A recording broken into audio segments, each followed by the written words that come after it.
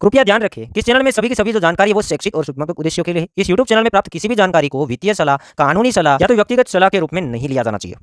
जय हिंद दोस्तों। Crypto market के अंदर हम बात करेंगे तो इंडिया की तरफ से लास्ट 2-3 दिनों से हम देख रहे हैं कि कुछ इंटरनेशनल जो बड़े बड़े एक्सचेंज है उसके यूआरएल इंडिया के अंदर बैन होने वाले हैं। तुरंत मार्केट के अंदर खलबली मच गई। यहाँ पर लोग डरने लगे कि अब करे तो करे क्या। तो जैसे जैसे न्यूज़ आना स्टार्ट हुए उसके बाद हमें पता चल जाता है कि ये किसने करवाया। यहाँ पर मार्केट के अंदर बातें चल रही है, कुछ लोगों का कहना है और पॉसिबिलिटी भी है कि गए साल 2022 की बात करेंगे, 2022 के अंदर 30% टैक्स एंड 1% टीडीएस लागू हुआ। उसके बाद इंडियन जो एक्सचेंज थे उसके अंदर 90% वॉल्यूम गिर गया। तो अभी इन एक्सचेंजों का धंधा चल नहीं रहा था।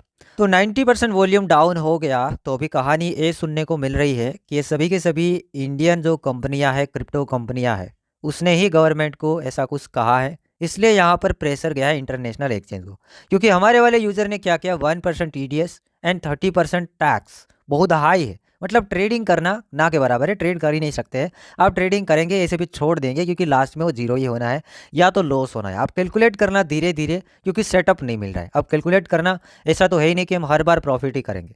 तो यहाँ पर 90% वॉल्यूम गिरा तो अपने प्रॉफिट के लिए उसने यूज़र का भी नहीं सोचा। वो ऐसे सोच रहे थे कि वापस इंडियन यूज़र हमारे एक्सचेंज का यूज़ कैसे करे। इसलिए इन लोगों ने क्या किया, गवर्नमेंट ने प्रेशर दे दिया।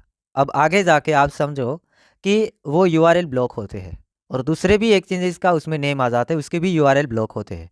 तो लोगों को अगर क्रिप्टो सेल करना है तो वो क्या करेंगे, इंडियन एक्सचेंज के अंदर आ जाएंगे। तो ये बात हवा में भी हम नहीं कह सकते हैं। यहाँ पर काफ़ी हाई पॉसिबिलिटी बन जाती है कि यही बात हो सकती है कि इंडियन एक्सचेंजों ने ये काम किया हो। यहाँ पर लोगों को फंसाने वाली बात है क्योंकि बेचारे लोग वहाँ पर ट्रेडिंग अच्छे से कर पा रहे हैं, वॉल्यूम आ रहा है, वो देखा नहीं जा रहा है मे बी। नेक्स्ट यहाँ पर हम बात करेंगे तो अभी एक ट्रेंड स्टार्ट हुआ है। एक तरफ यहाँ पर मे बी थोड़ा गवर्नमेंट को भी सोचना चाहिए। यहाँ पर एक गैम्बलिंग नहीं है, एक ट्रेडिंग है। अब यहाँ पर 30% टैक्स डाल दिया, सेटअप नहीं दिया। एक तो हाई टैक्स है, अगर सेटअप भी देते तो भी ये ज़्यादा टैक्स है क्योंकि ट्रेडिंग है। 30% टैक्स दिया, कोई स्लेब नहीं दिया, ऊपर से 1% टीडीएस डाल दिया। और अभी ऐसे ऐसे रूल्स आएंगे, मतलब क्रिप्टो को डेड ही करना चाहते हैं, ऐसा हम कह सकते हैं।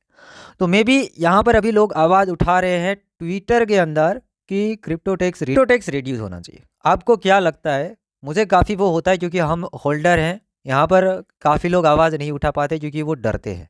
अब यहाँ पर मैंने देखा आज के दिन ट्विटर के अंदर पूरा पूरा कम्युनिटी सपोर्ट कर रहा है। बस ऐसे ही सपोर्ट करे। जनता को आप मूर्ख समझना बंद कर दीजिए।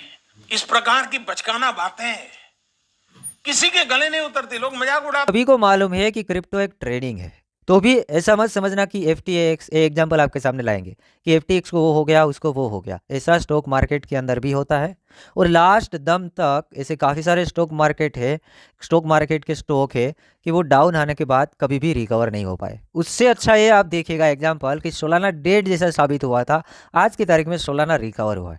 ट्रेडिंग की बात करेंगे तो फ्यूचर ट्रेड आप देखो, ऑप्शंस करो और फ्यूचर ट्रेड करो, किस में मज़ा आएगा देख लेना, कहाँ पे रिस्क कम है।